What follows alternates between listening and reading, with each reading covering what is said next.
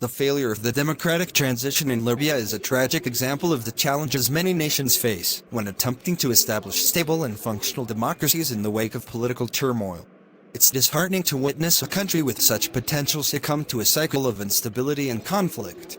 Absolutely, the situation in Libya is deeply concerning.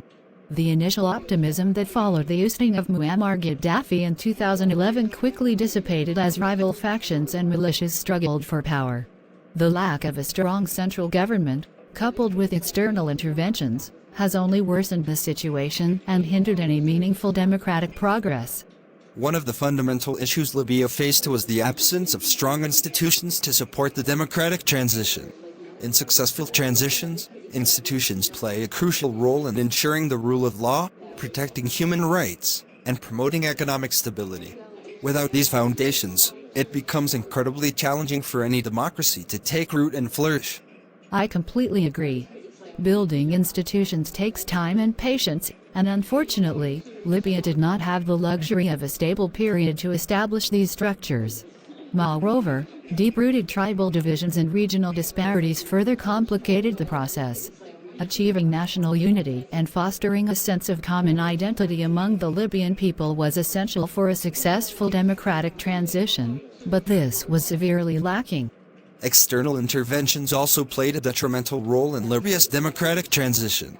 Various international actors, each with their own interests and agendas, intervened militarily and politically, further fueling the conflict and undermining the efforts of the Libyan people to determine their own destiny.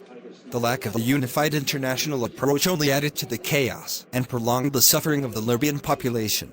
Yes, the international community's failure to coordinate efforts and support a unified political process allowed the situation to deteriorate further. The proliferation of arms and support to different factions exacerbated the conflict and made it even harder to reach a peaceful resolution. In such a complex scenario, finding common ground and fostering dialogue among the Libyan factions became increasingly challenging. Another critical aspect that contributed to the failure of the democratic transition was the economic instability in Libya. The country's economy was heavily reliant on oil exports, and fluctuations in oil prices had a direct impact on the government's revenue. This vulnerability made it difficult to invest in social welfare programs, education, and healthcare, which are vital for building a strong and prosperous nation. Economic challenges indeed hindered the democratic transition process. The lack of economic opportunities and widespread unemployment created frustration and disillusionment among the youth, who are a driving force for any successful democracy.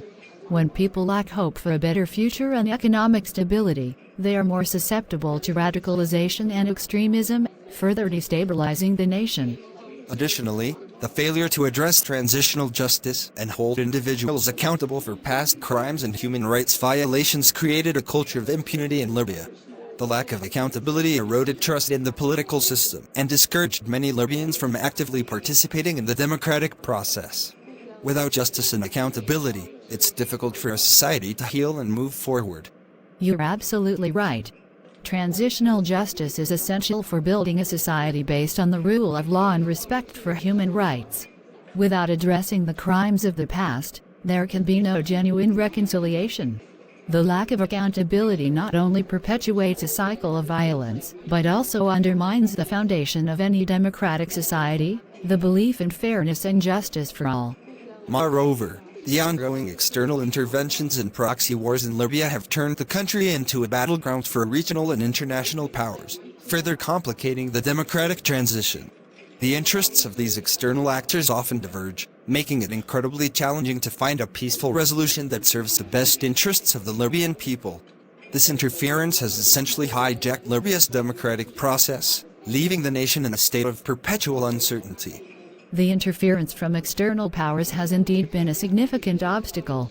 It's disheartening to see how the international community, instead of facilitating the democratic transition, has contributed to the fragmentation of the country. The focus should have been on supporting Libyan-led initiatives and fostering inclusive dialogue rather than pursuing individual agendas. The lack of a unified international approach has only prolonged the suffering of the Libyan people. Another factor that cannot be overlooked is the role of extremist groups and militias in Libya. These groups thrive in situations of instability and chaos, exploiting the power vacuum and lack of effective governance. Their presence not only poses a direct threat to the security of the Libyan people, but also undermines any attempts at establishing a functioning democracy. Countering extremism requires a comprehensive approach that addresses the root causes, including social, economic, and political factors. Absolutely. Extremism and militancy have had a devastating impact on Libya's democratic prospects. These groups have not only perpetuated violence, but also suppressed dissent and marginalized moderate voices within Libyan society.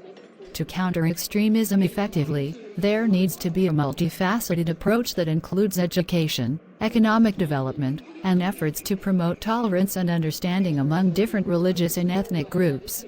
Despite these challenges, it's crucial to remain hopeful about Libya's future. The Libyan people have shown remarkable resilience in the face of adversity. Efforts to rebuild the nation and establish a stable democracy must continue, even if progress is slow. International actors should prioritize supporting Libyan-led initiatives, promoting dialogue, and fostering reconciliation among different factions. With the right support and determination, Libya can still achieve a successful democratic transition and build a better future for its citizens. I couldn't agree more. The resilience of the Libyan people is indeed remarkable, and their determination to overcome the challenges is inspiring. It's essential for the international community to learn from past mistakes and work collaboratively to support Libya's democratic aspirations.